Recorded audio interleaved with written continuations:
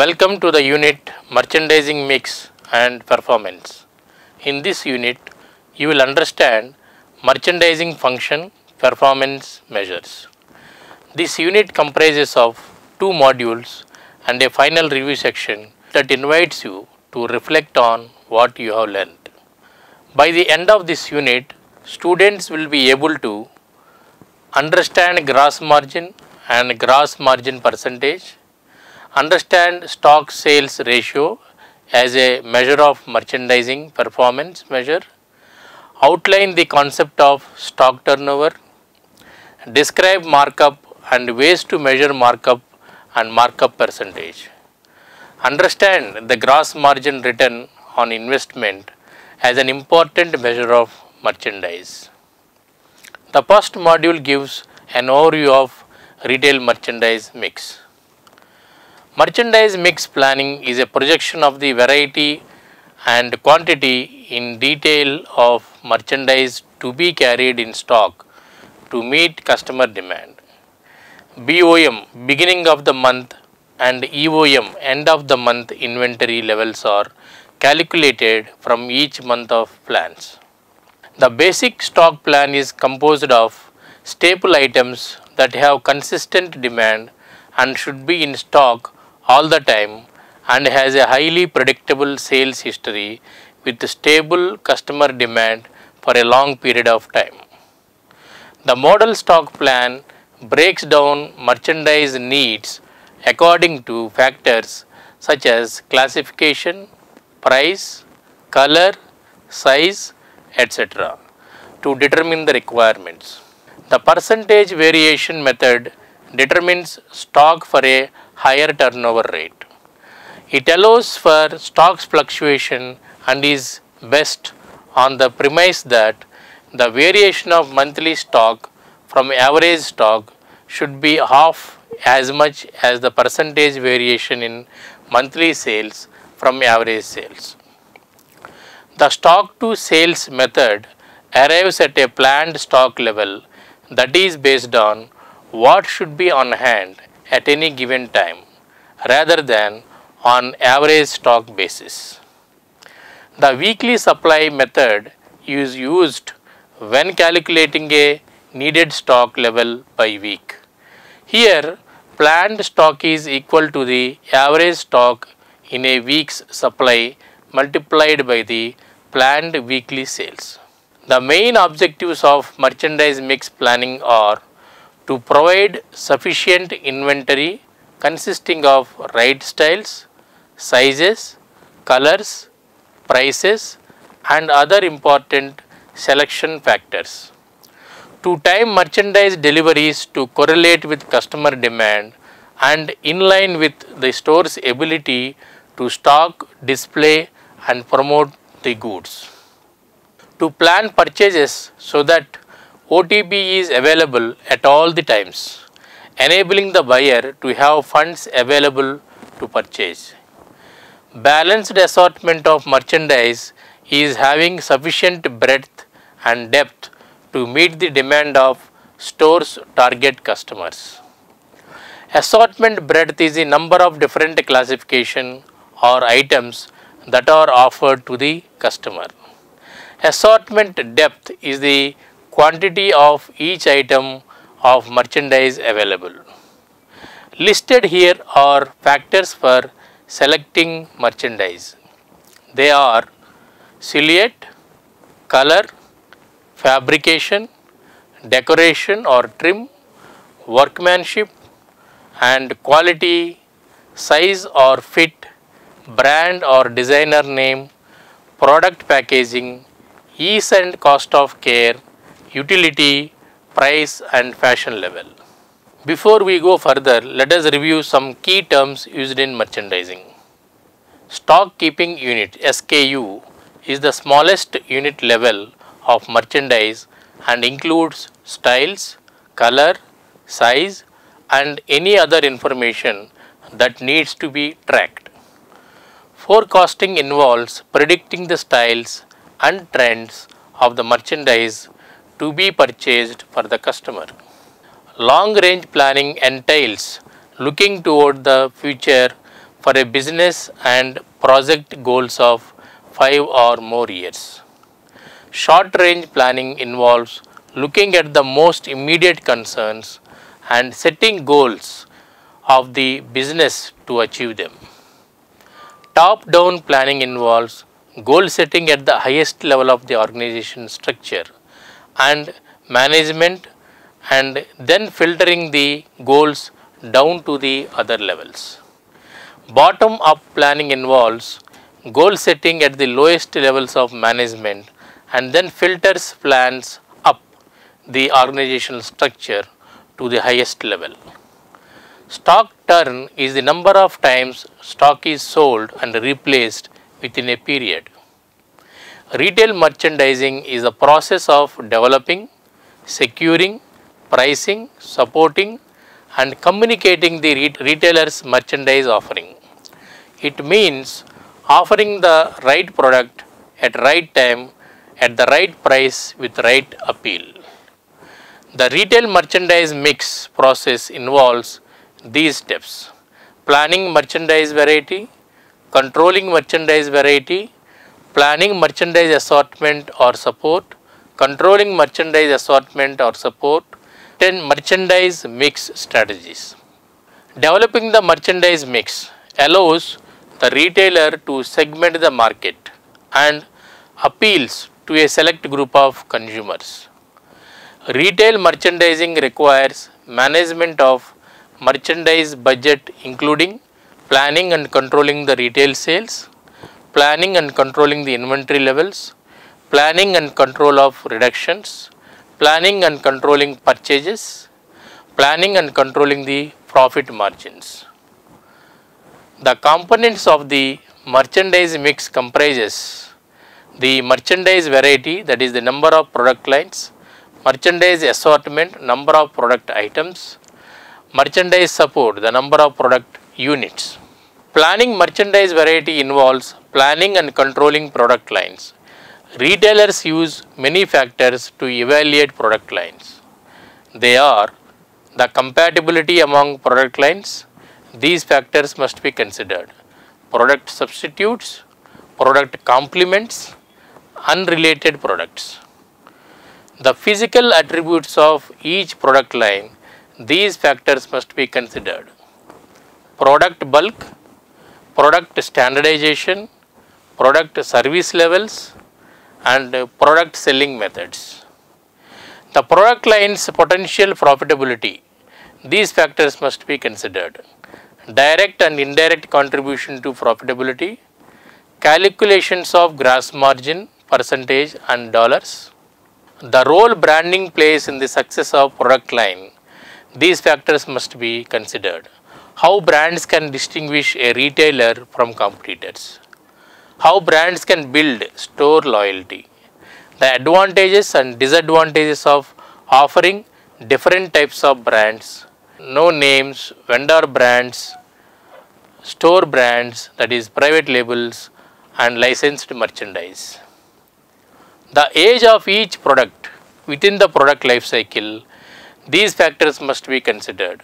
What stage a product is in to judge future sales potential. The number of products offered at different stages. The fashionable nature of each product line, these factors must be considered. Use of unique designer fashions as part of the store strategy. The factors that we have just seen, average risk of fashion merchandise, but also note high margin items with above average profitability. The market appropriateness of each product line, these factors must be considered. How well the product matches consumption patterns and buying needs of targeted consumers. The relative advantage, affinity, trialability, observability, and complexity of new product introductions. Market trends provide products that market wants. The impact of life cycle on product line acceptance. These factors must be considered. Targeted customers' activities, interests, and opinions. The match between consumers' lifestyle and retailers' image. Usefulness of trade shows to identify product lines for targeted consumers' lifestyles. The competitive threat facing each product, these factors must be considered. Competitive conditions under which the product line is available, intensive, selective, or exclusive distribution. Is the product line available to direct intra-type competitors or indirect inter-type competitors or both? The conditions under which each product line will be procurable. These factors must be considered. Availability and reliability of various suppliers, terms and conditions under which product will be made available. Controlling merchandise variety is both an art and a science. There is no specific rules for what should be included in the merchandise mix and what should be excluded. Two useful management methods are category management, where each product managed as a business unit at the store level. Then ABC analysis, where each product line is rank ordered based on performance levels. One must organize the merchandise mix as to the number of different product lines carried. Decide on brands, sizes, colors, materials, styles and price points. The goal is to ensure that product choice meets targeted customer needs. Carefully plan the number of units to have on hand to meet the expected sales for the brand, size, color combinations. Develop merchandise lists, basic stock list, that is staple items, model stock list, fashion items, and never out list, key items and best sellers. This involves monitoring and adjusting the types of product lines that are added and dropped from merchandise mix. Two widely used methods to control assortment and support are inventory turnover and open to buy. Inventory turnover, it is the rate at which the retailer depletes and replenishes the stock. Open to buy is the amount of new merchandise a retailer can buy during a specific time period without exceeding the planned purchases for the period. Direct optimal variety and assortment strategies possible. These include narrow and shallow assortment, wide and shallow assortment, narrow and deep assortment, wide and deep assortments. Examples of narrow and shallow assortment are vending machines, news stands, and door-to-door sales. Examples of wide shallow assortments are variety stores, general stores, and discount stores. Examples of narrow and deep assortments are specialty stores. Examples of wide deep assortment are full line department stores.